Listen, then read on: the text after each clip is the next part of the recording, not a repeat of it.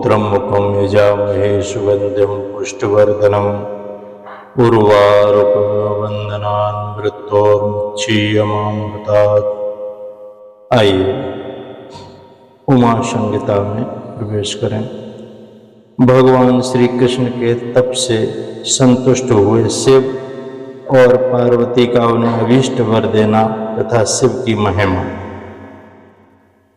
यो धत्ते भुवनानि सप्तगुणवान् स्रष्टा रजा संश्रया संहर्ता तं सान्वितो गुणवतीं मायामतीत्य स्थिता सत्यानन्दमनन्तमोदमवलं ब्रह्मादिसंज्ञास्पदम् नित्यं सत्त्वसमन्वयादधिगतं पूर्णं शिवं धीमहि पूर्णं शिवम धीमहि।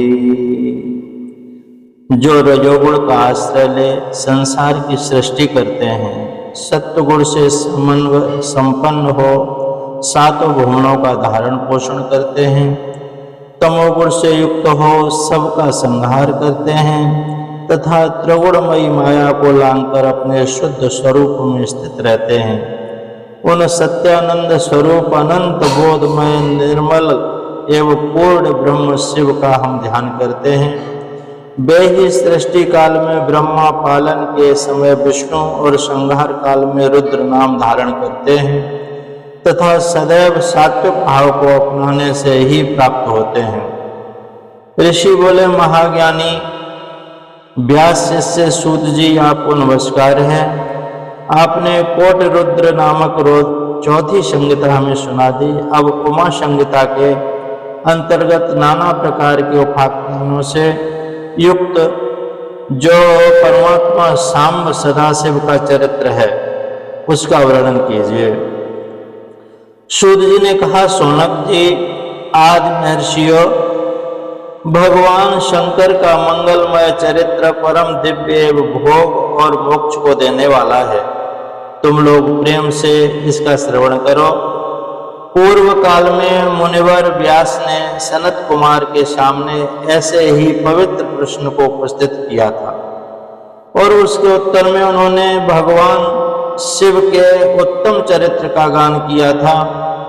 उस समय पुत्र की प्राप्ति के निमित्त श्री कृष्ण के हिमवान पर्वत पर जाकर महर्षि उपमन्यु से मिलने उनकी बताई हुई पद्धति के अनुसार भगवान शिव की प्रसन्नता के लिए तप करने, उनके तप से प्रसन्न होकर पार्वती, कार्तिकेय तथा गणेश सहित शिव के प्रकट होने तथा श्री कृष्ण के द्वारा उनकी स्तुति पूर्वक वरदान मांगने की कथा सुनाकर सनत कुमार जी ने कहा।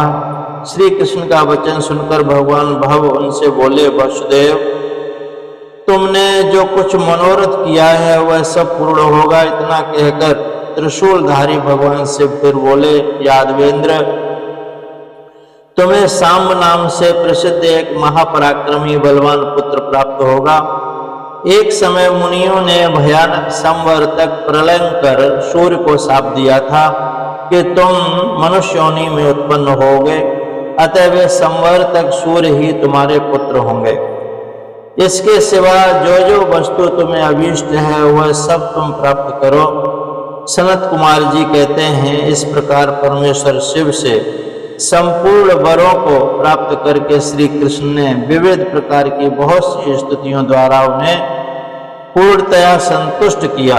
तदनंतर भक्त वत्सला श्री गिरिराज कुमारी शिवा ने प्रसन्न हो उन तपस्वी शिव भक्त महात्मा वसुदेव से कहा।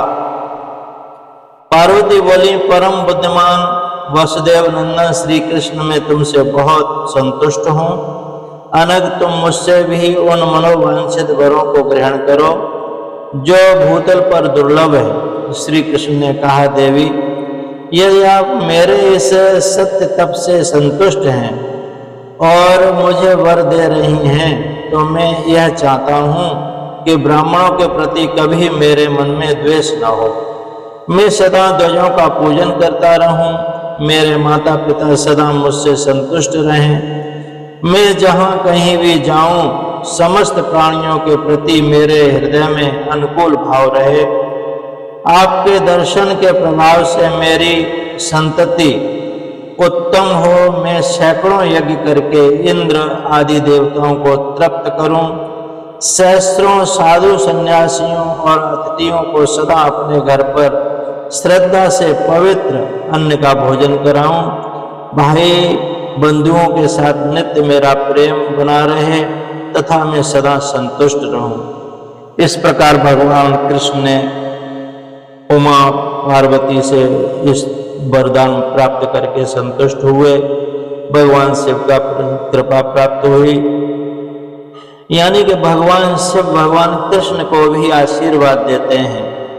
और शांब जो सूर्य के अवतार थे, ऐसे पुत्र प्राप्ति का वरदान दिया। तो भगवान शिव को हम हमेशा स्मरण करते रहें, क्योंकि ये ही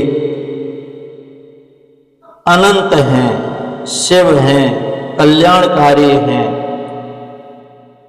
भगवान शिव को हमेशा याद करें।